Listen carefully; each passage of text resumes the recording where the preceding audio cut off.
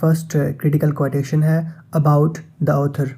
Arnold works offer a complex and often contradictory vision of the self, caught between isolation and connection, doubt and faith.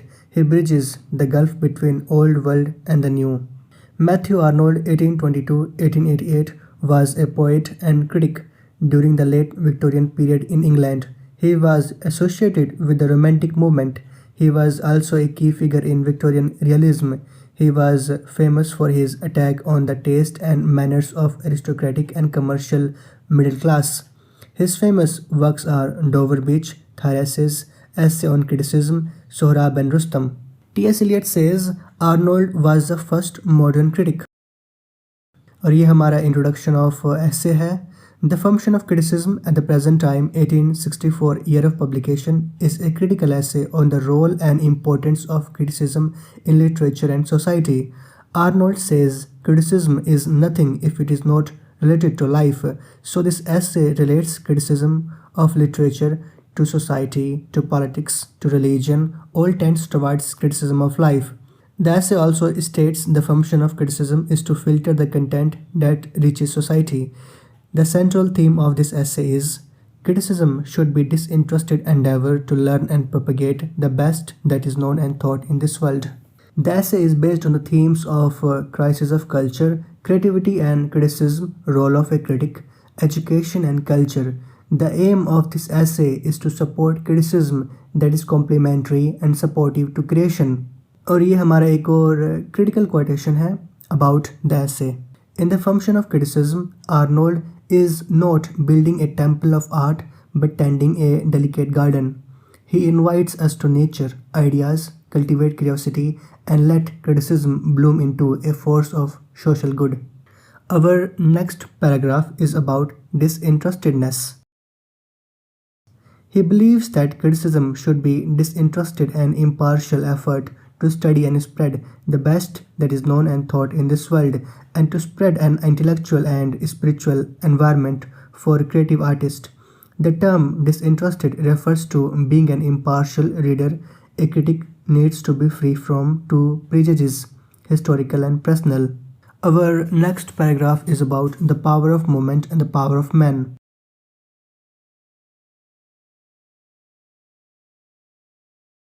Arnold believes that great literary work needs two things, the power of man and the power of movement. He gives example of Goethe and Byron. Goethe had a rich culture, so his works was better. Shakespeare was not a great reader, but he lived in a time of great ideas, which made him famous. Shakespeare was no deep reader, but the poet lived in a current of ideas in the highest degree animating. Our next paragraph is about contrast between culture and anarchy. Arnold presents a stark contrast between culture and anarchy. Culture is a pursuit of perfection and sweetness and light, and anarchy is representation of lack of standard and direction, which he sees in Victorian society. He divides the English society into three classes: the barbarians, Philistines, and the populace. He argues that the middle class Philistine have the most potential to improve the culture and civilization. आप इस image में देख सकते हैं कि barbarian represent करते हैं aristocratic class को, एंड फिलिस्टाइंस रिप्रेजेंट करते हैं मिडिल क्लास को, एंड जो पॉपुलेंस है ये रिप्रेजेंट करते हैं द पुअर और अनप्रिविलेज्ड मासेस को. Culture is the most resolute enemy of anarchy because of the great hopes and design for the state which culture teaches us to nourish. हमारा next paragraph threefold function of critic के बारे में है कि एक critic के क्या function होने चाहिए. There are threefold functions of a critic. The first task of a critic is duty to learn. He must see things as they really are. The second task is to hand over the idea to others, to convert the world and make the best idea prevail. The third task requires the critic to create a favorable environment for the creative genius of the future by promoting a current of ideas in the highest degree, animating and nourishing to the creative power. Without the prevalence of best idea, there will be cultural anarchy. हमारा next paragraph एक तरह से criticism है on Victorian culture.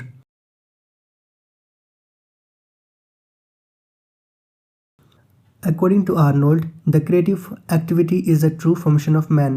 The creator of a text is greater than its critic. Because creative activity is a true function of man, Arnold sees failure of criticism is due to division of society and intellectual into small political and religious groups. It makes them incapable to see things in their true state. He gives examples.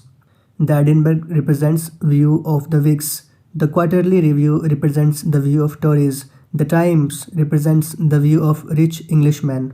हमारा next paragraph diversity of literature and future of criticism के बारे में है। Arnold argues that diversity is a valuable aspect of literature and that it is important to consider works from a range of cultures and perspectives. A criticism should be free from personal agenda, biases, and prejudices. That is, a disinterestedness. Personal prejudice refers to personal liking and disliking. Historical prejudice refers to seeing through the lens of the past and neglecting the present.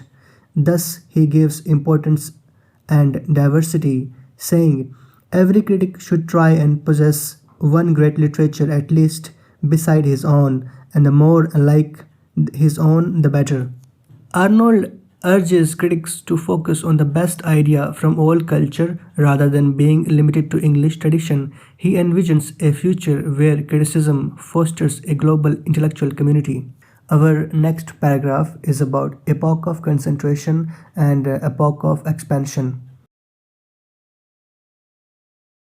French Revolution quilted the intellectual spheres and rushed into the political sphere, thus losing its universal application.